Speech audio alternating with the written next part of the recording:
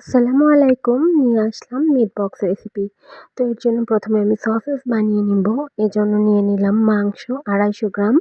তার সাথে টমেটো কুচি, পেঁয়াজ কুচি আর নিয়ে নিলাম এই যে আদা, রসুন ঠিক এইভাবে তারপরে কুচি করে দিয়ে দিলাম এর সাথে। তারপরে ফিশ সস, তারপরে টমেটো সস, সয়া সস আর তারপরে ছিল বারবিকিউ সস।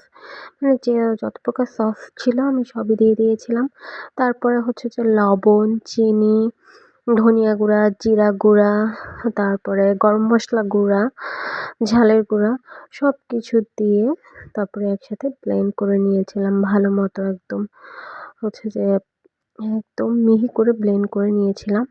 তারপরে করেছি হচ্ছে যে সসেজের মতো শেপ করে ফয়েল পেপারে মুড়ে ফুটন্ত গরম পানিতে ঢেকে সিদ্ধ করে নিয়েছি। এই যে আমি তো সব দেখিয়ে দিয়েছি কী, কী এখানে উপকরণ নিয়েছি। এই যে ঠিক এইভাবে শেপ করে আমি ফয়েল পেপারে মুড়িয়ে নিয়েছি। তো এভাবে মুড়িয়ে নিয়ে তারপরে হচ্ছে যে আমি এভাবে কয়েকটা করে তারপরে হচ্ছে যে যা বললাম এইভাবে করে সেদ্ধ করে নিয়েছি। তো এটাই ছিল হচ্ছে যে সসেজ যে রেসিপি সেইটা। এখানে আপনারা কয়েকটা রেসিপিই পাবেন। আমি সসেজ সেদ্ধ করার সময় মেয়োনিজ বানানোর জন্য ২টো ডিমও সিদ্ধ করে নিয়েছিলাম।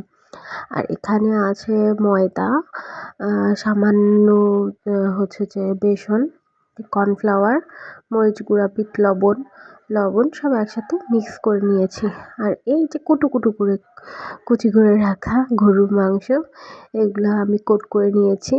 ওখান থেকে অর্ধেকটা ময়দার মিক্সার নিয়ে আর এই যে আলু ফ্রেঞ্চ ফ্রাইয়ের মতো কাট করে তারপরে হচ্ছে যে গরম পানিতে ৫০% সেদ্ধ করে নিয়েছি।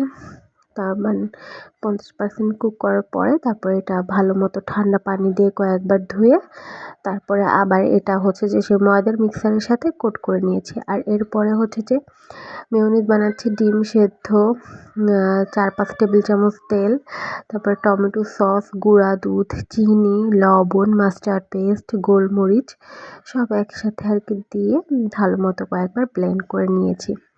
এই যে আলু কোট করে ময়দার মিক্সারের সাথে আর মাংস কোট করে ময়দার মিক্সারের সাথে এবার ভেজে নেব একদম ডুবো তেলে।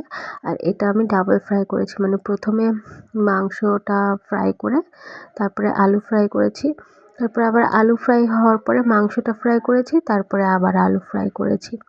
মানে ওটা দ্বিতীয়বার করার সময় বেশিক্ষণ রাখতে হবে না, ২-৩ মিনিটের জন্য ফ্রাই করলেই হবে মাংস আলু দুইটাই।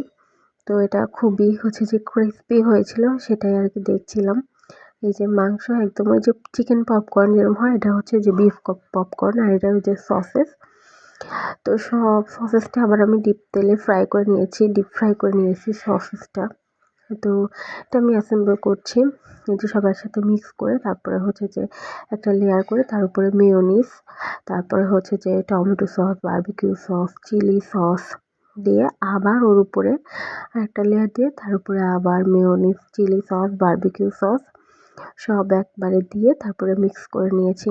এতে এত মজা হয়েছিল একদম, মানে বাইরের থেকে যে আমরা কিনে খাই মিট বক্স তার থেকেও মজা হয়েছিল।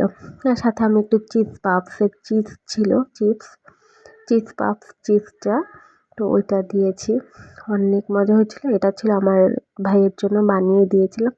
তো আশা করি ভালো লাগবে রেসিপিটি, ট্রাই করবেন।